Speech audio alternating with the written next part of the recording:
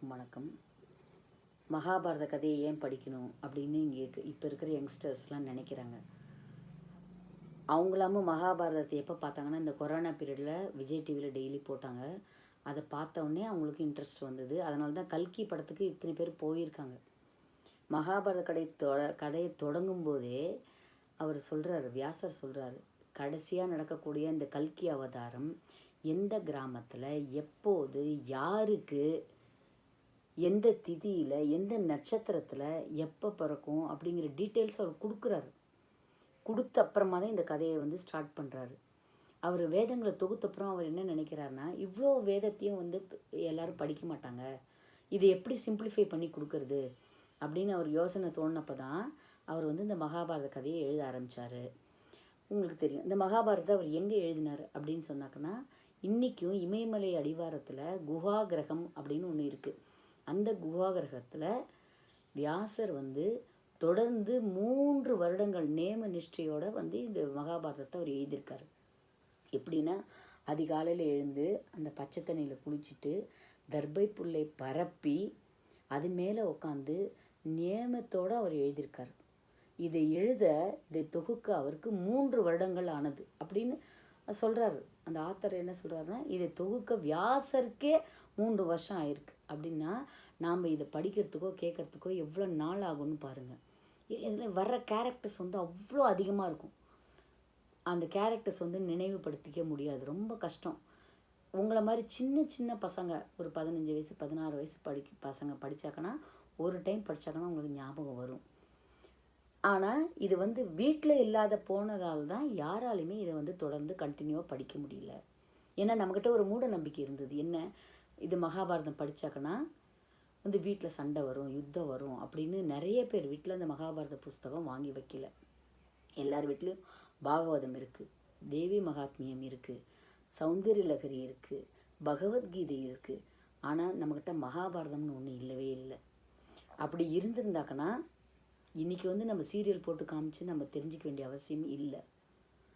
மகாபாரதத்தை ஒருத்தர் படிக்கிறதுனால என்ன நடக்கும் அப்படின்னு வியாசர் சொல்லியிருக்கார், நான் சொல்லலை. எந்த ஒரு ஸ்லோகம் சொல்லும்போது கடைசியாக பலஸ்ருத்தின்னு ஒன்று இருக்கும். அந்த பலஸ்ருத்தியும் போது இந்த ஸ்லோகம் படிப்பதனால் உண்டாகும் நன்மைகள் அப்படின்னு அவர் கொடுத்துருப்பாங்க. கந்தசஷ்டி கவசத்தை எடுத்து பாருங்கள். பில்லி சூனியம் பெரும்பகை அகல வல்ல பூதம் வலாஷ்டிகை பேய்கள் அல்லல் படுத்தும் அடங்காமுனியும் வரிசையாக வரும். உன்னோட ப்ராப்ளம் ஒன்றா சால்வ் ஆகிட்டே வரும் அப்படிங்கிறத கந்தசஷ்டி கவசத்தில் சொல்லியிருப்பாங்க, வேல்மாரில் சொல்லியிருப்பாங்க. சௌந்தரிய லகரி அபிராமி அதெல்லாம் எடுத்துன்னா இந்த நம்பர் ஸ்லோகம் படிச்சுன்னா உன்னோட கடன் தீரும், இதை படித்தோன்னா தனதானியம் பெருகும், இதை படிச்சுன்னா பகைவரே வெல்ல முடியும், இதை படிச்சுன்னா வெற்றி நிச்சயம் அப்படின்னு போட்டிருப்பாங்க. அதே போல் மகாபாரத கதையை தொடங்கிறதுக்கு முன்னாலேயே வியாசர் சொல்கிறார். என்ன சொல்கிறார்? மகாபாரத கதையை படிப்பதனால் உண்டாகும் நன்மைகள் என்னென்ன அப்படிங்கிறதுக்கு அவர் சொல்கிறார். ஒருத்தன் வேதம் படிக்கணும்னு அவசியம் இல்லை. எவன் ஒருவன் முழுமையான மகாபாரதத்தை படிக்கிறானோ அல்லது கேட்கிறானோ அல்லது அதை ஹெல்ப் பண்ணுறான் பாருங்க, மகாபாரத பிரசங்கம் நான் பண்ணுறேன் அப்படின்னு ஒருத்தன் வந்தாக்கன்னா அந்த இடத்த நிகழ்ச்சியை அரேஞ்ச் பண்ணி அதை தொகுக்கக்கூடிய ஆளுக்கு கூட புண்ணியம் வருன்றார். எப்பேற்பட்ட புண்ணியம் அவர் சொல்கிறார் தெரியுமா? வேதங்களோட தொகுப்பு, இதை 5வது வேதம்னு சொல்லணும். அதுக்கப்புறம் ஒரு சிராதத்தின் போது ஒரு லைன், இந்த மகாபாரதத்தில் ஒரு லைன் படித்தா கூட அது பித்ருக்கள் அவ்வளோ சந்தோஷமாக போகிறாங்களாம். நீ கொடுக்குற எள்ளு தண்ணி பிண்டத்தையும் விட நீ மகாபாரத கதையை நீ ஒரு லைன் கேட்குற, இல்லை ஒரு லைன் ஸ்லோகம் படிக்கிற அப்படின்னா அந்த பித்ருக்கள் அவ்வளோ மன மகிழ்ச்சியோடு போகிறாங்க அப்படின்றாரு. அதுக்கப்புறம் இதை கேட்டால் எல்லா பாவங்களும் தொலையும். நான் சொல்லலை, வியாசர் சொல்கிறாரு. அதே போல் யார் சொல்லணும்? பிராமணர்கள் வாயால் அதை கேட்கணும் அப்படின்னு இதில் சொல்லியிருக்காங்க. அதுக்கப்புறம் எந்த நிலையிலையும் இருக்காங்க, இன்றைக்கி நாளைக்கு சாக போகிறாங்க, இல்லை இன்றைக்கி இருக்காங்க, இல்லை ரொம்ப ரொம்ப மன்னிக்க முடியாத பாவம்லாம் பண்ணியிருக்காங்க அப்படின்னா கூட எந்த நிலையிலும் இருந்தாலும் இந்த மகாபாரத கதையை கேட்கத் தொடங்கினால் அவர்களது பாவம் விலகும். அது கூட மெயினாக என்ன தெரியுமா சொல்கிறாங்க? இருக்கிறத பாவத்திலே மெயினான பாவம் சிசுஹத்தின்றாங்க. சிசுஹத்தின்னா என்ன? அபார்ஷன் பண்ணிக்கிறது, இல்லை ஒரு குழந்தையை கொலை செய்தால் உண்டாகக்கூடிய அந்த குற்றம், அந்த பாவம் கூட இதுக்கெல்லாம் பிராயச்சித்தம் இல்லை. ஒரு 5 விதமான பாவத்தை வந்து மாபாதகம்னு சொல்கிறாங்க. ஏன் அதை மாபாதகம்? மற்ற பாதகங்களுக்கு கூட பிராயச்சித்தம்னு ஒன்று உண்டு. இல்லை சட்டன் ஒரு குறிப்பிட்ட காலம் வரைக்கும் தான் அந்த பாவம் நமக்கு வேலை செய்யும். அதுக்கப்புறம் அந்த பாவம் வந்து தன்னால் நீங்கும். ஆனால் இந்த மாதிரி கொலை குற்றம், அதுக்கப்புறம் வந்து களவு, சிசுஹத்தி, குரு துரோகம், அந்த குரு நிந்தனை, ஒரு 5 பாவம் சொல்கிறாங்க. அந்த 5மே கூட இதை கேட்பதனால் தீரும். இன்னொன்று என்ன சொல்கிறாங்க, ஒரு இளம் தம்பதி நேற்றுக்கு தான் கல்யாணம் ஆனவங்க, இல்லை புதுசாக இப்போ 1 மாதம் கல்யாணம் ஆகிருக்கு அப்படின்றவங்க இதை கேட்டால் உலகத்தை ஆளக்கூடிய அரசனோ இல்லை அரசியோ பிறக்கும்னு சொல்கிறாங்க. இந்த கதையை கேட்குறதுனால வரப்போகிற ஜென்ரேஷனும் அவ்வளோ பிரைட்டாக இருக்கும் அப்படின்னு சொல்கிறாங்க. அதுக்கப்புறம் யாருக்கெல்லாம் வாழ்க்கையில் வெற்றி அடையணும் அப்படின்னு விருப்பம் இருக்கோ அவங்க இந்த கதையை கேட்கலாம். அதுக்கப்புறம் இப்போ கிரகண நேரத்தில் சூரியன் ராகுவை பிடிக்குது இல்லை, கொஞ்சம் நேரம் இருள் கவிது, அதுக்கப்புறமா கிரகண நேரம் முடிஞ்சோடனே சூரியன் திரும்ப தன்னோட இழந்த ஒளியை பெறுவதை போல இழந்ததை பெறுவார்கள். சூரியனிடமிருந்து ராகு எப்படி விடுபட்டதோ அதே போல் இந்த கதையை கேட்பதினால் அந்த பாவங்களிலிருந்து அவர்கள் முழுமையாக விடுதலை அடைவார்கள். கருவறையிலே கருவை கொள்ளும் பாவம் கூட இதை கேட்பதால் விலகும். அதுக்கப்புறம் என்ன சொல்கிறாங்க, ஒருத்தன் வந்து தானத்தில் சிறந்த தானம்னு என்ன சொல்கிறாங்க தெரியுமா? ஒரு பூமியை, மொத்த பூமியை ஒருத்தன் தானம் கொடுக்குறான்னா அதை விட பன்மடங்கு பலன் கொண்டது இந்த மகாபாரதம்ன்றார்.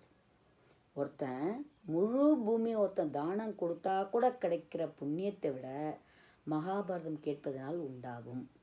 அப்புறம் ஒரு 1000 பசுக்கள், அந்த கன்று ஈனக்கூடிய நிலையில் உள்ள பசுக்கள், இல்லை கன்றுடன் கூடிய பசுக்களே, அந்த கொம்பெல்லாம் இருக்குல்ல, அந்த கொம்பில் தங்கம்லாம் கட்டி, அது கழுத்தில் தங்கம் கட்டி ஒரு 1000 பசுவை ஒருத்தன் தானம் கொடுக்குறான் அப்படின்னா கூட அதில் வராத புண்ணியம் கூட இதில் வரும்.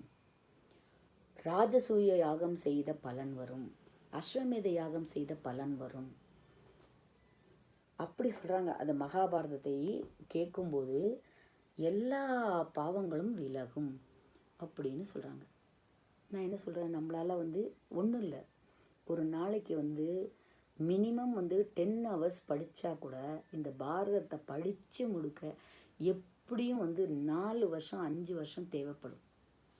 கதையாக படிக்கணும்னு நான் நினச்சேக்கன்னா ரொம்ப டீப்பாக அந்த கேரக்டர்ஸோட நேம் தெரியணும், கேரக்டர்ஸ் தெரியணும், இந்த கதை மூலமாக அவங்க என்ன சொல்ல வராங்கன்னு புரிஞ்சு படிக்க குறைந்தபட்சம் ஒரு 5 வருடங்களாவது தேவை. அதை எளிமையாக ஈஸியாக என்னை போல் சொல்கிறதுக்கு நான் கூட அவ்வளோ நல்லா சொல்கிறேன்னு நான் சொல்ல மாட்டேன்.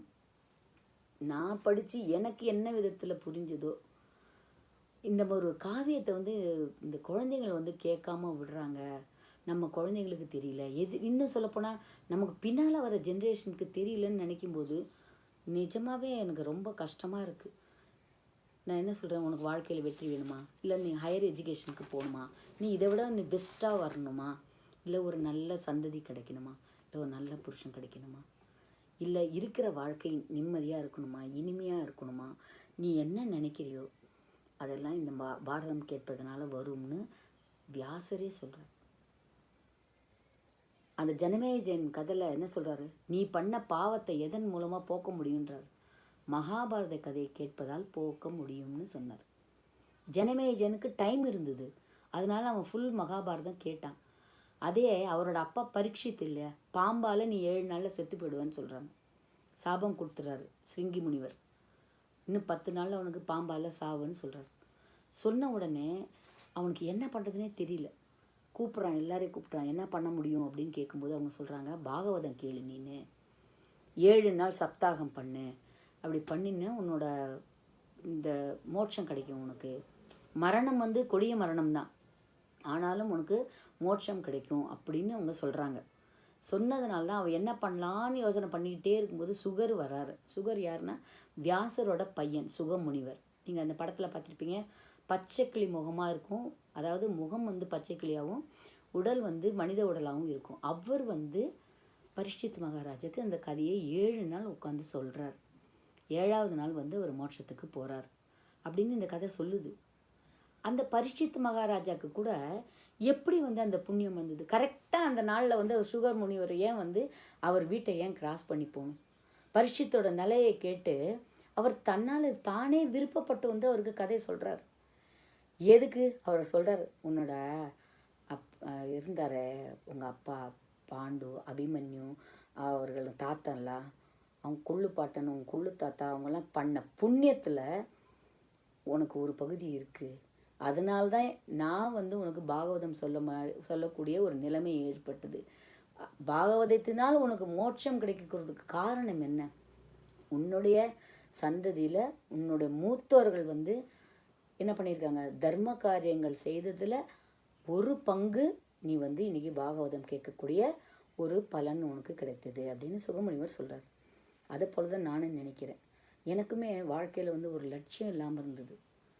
எதுக்காக நம்ம வந்திருக்கோம்? உண்மையிலே எல்லாரும் போல் சராசரியாக நம்ம பண்ணணும், நம்ம சராசரியாக நம்ம குடும்பம் இல்லறம் வந்து முக்கியம். அது பாரதமும் சொல்லுது. இல்லறத்தில் இருந்து கொண்டே வந்து நம்ம வந்து திரௌபதியை வந்து 5 பத்தினி பெண்கள் நம்ம ஒருத்தராக வச்சுருக்கோம். ஏன் தெரியுமா? எல்லாரும் வந்து கிண்டல் பண்ணுறாங்க, திரௌபதிக்கு வந்து 5 பேர் புருஷன் அப்படின்லாம் கிண்டல் பண்ணுறாங்க. இல்லை, அவள் மிகச்சிறந்த ஒரு இல்வாழ்க்கை நடத்தியிருக்கா. அவள் கணவர்கள் வந்து அவளுக்கு விசுவாசமாக இல்லாமல் சபையில் வந்து அவள் துகிலூரியதெல்லாம் பார்க்குற கொடுமையை அவங்க அனுபவித்தாங்க. ஆனாலும் திரௌபதி ஒரு க்ஷணமேனும் அவர்கள் மேல் கோபம் கொள்ளவில்லை. அந்த நேரம் கோபம் இருந்தால் கூட அதுலேருந்து அவள் விலகலை. நீங்கள் என்னை காப்பாற்றலை, நான் ஏன் வந்து உங்களுக்கு சமைச்சு போடணும், நான் ஏன் உங்களுக்கு சாப்பாடு போடணும் அப்படின்னு அவன் நினச்சாலா? நினைக்கல.